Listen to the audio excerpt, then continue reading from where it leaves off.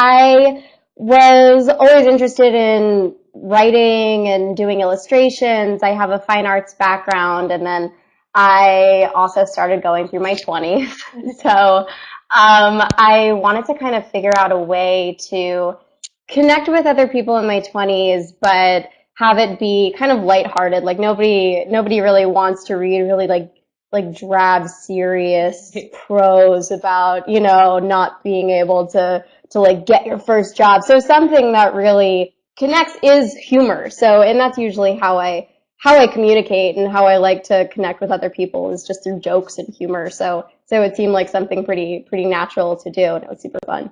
I didn't grow up really writing poems. I wrote a lot. I wrote a lot in journals. I wrote like very true thoughts of how I was feeling.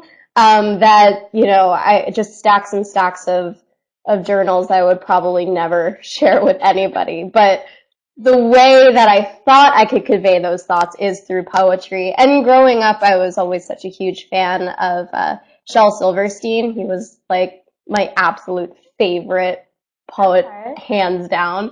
His poetry is just so funny and so relatable. It's not pretentious at all. It just really like connects with that childhood experience that you have, and it makes you feel like everything's okay. It's fine. It's all gonna be totally fine because it's in poetry and it's rhyming and it's funny.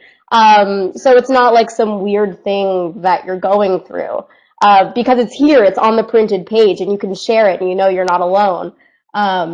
So I think I took a lot of cues from that when I was kind of coming up with the idea for quarter life poetry. I felt that, well, the first thing, it was kind of a journey to get to quarter life poetry, actually. I began with more of a book, like a narrative in the style of a children's book, but it was the story of a girl going through a quarter life crisis. Okay. And then it kind of morphed into this Instagram account where it just kind of became these bite-sized little poems that you can share about like all different topics. So I thought that it could be, just something shareable, something, you don't have to like read this whole book in order to figure it out. And I thought, Instagram, like that would be a really good way, and Tumblr would be a really good way to share with everybody so they can use the poems for themselves to share with their friends.